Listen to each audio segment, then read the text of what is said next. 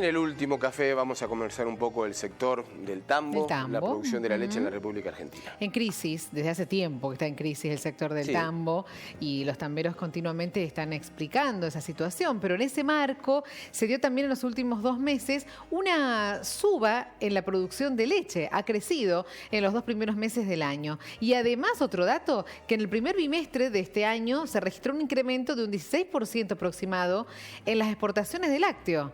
Pero todo esto se da, como lo decíamos, en un contexto de crisis del sector que viene desde hace bastante tiempo. Uno de los que tenemos invitado para el día de hoy es David Miazo, economista de FADA, y también tenemos una periodista, una colega especialista en lechería de Santa Fe, vaya lugar, ¿no? Obviamente que es el ícono de la lechería en la República Argentina, Elida Thierry, que está también con nosotros. ¿Cómo le va? Muy buenos días.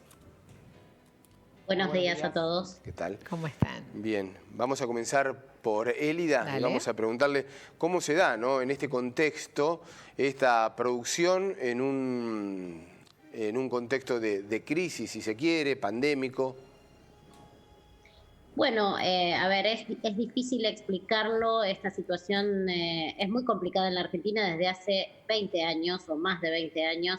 La verdad es que la lechería tiene como un electrocardiograma para explicarlo.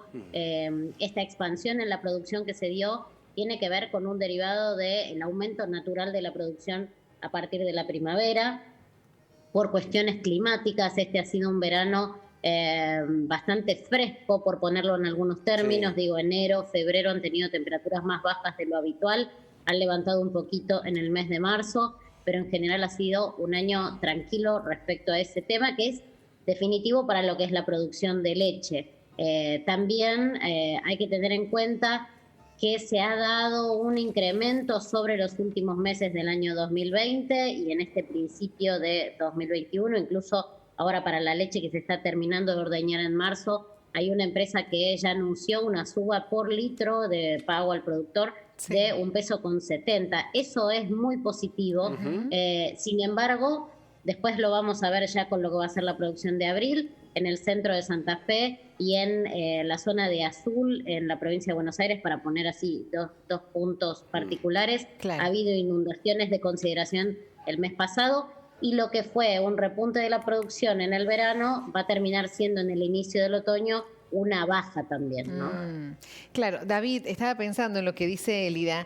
Son estos números alentadores, pero la crisis es tan grande y viene desde hace tanto tiempo que por supuesto no alcanza.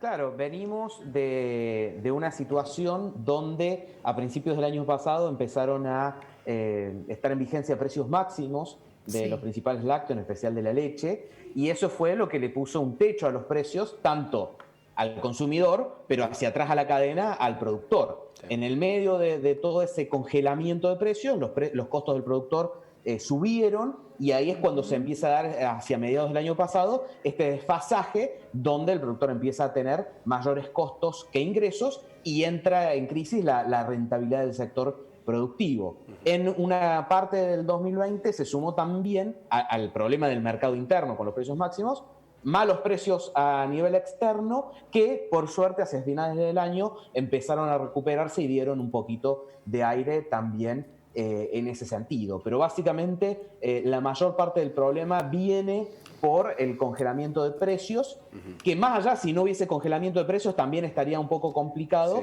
por el bolsillo flaco que tenemos todos los consumidores y que no solamente afecta al mercado de lácteos, sino a buena parte de las cadenas alimenticias.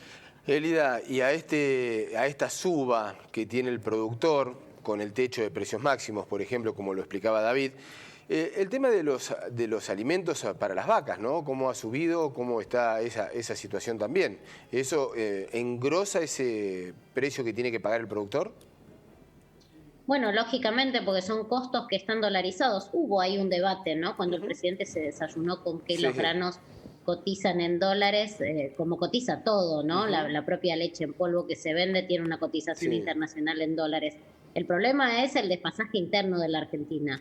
Hay situaciones de crisis que no vivió nuestro país y sí vivieron nuestros competidores hace un año atrás con el inicio de la pandemia, con problemas de logística y Estados Unidos, Inglaterra, Canadá teniendo que tirar materia prima que no se podía procesar. Eso no pasó en la Argentina porque estamos acostumbrados a las crisis.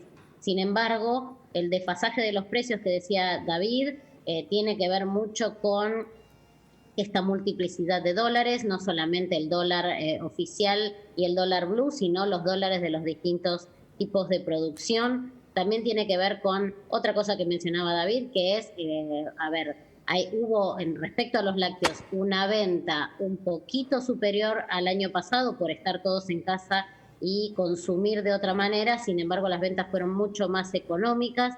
Estos precios máximos le generan a las industrias un problema económico muy grande. A esto hay que sumarle un dato que no es menor, que es el costo laboral que tiene una industria láctea hoy por hoy, con paritarias que siempre están por encima de lo que es la inflación. Y si anualizamos la inflación y vemos el 40%, vemos que la mayoría de los gremios están cerrando en un 30, en un 35. Bueno, Atilra va a pedir mucho más que eso en la negociación que ya está en ciernes y que va a tener en vilo durante varios meses al sector y que siempre termina afectando al eslabón primario de la cadena. Ese siempre es el problema. Lo que se quiere hacer ahora, o por lo menos en lo que trabaja el sector, es muy lentamente y con muchos impedimentos, incluso desde dentro del gobierno nacional, avanzar sobre el pago por calidad de la leche. Bien. En la Argentina se paga por litro, el mundo no trabaja así, el mundo trabaja por los componentes que tiene dentro de la leche.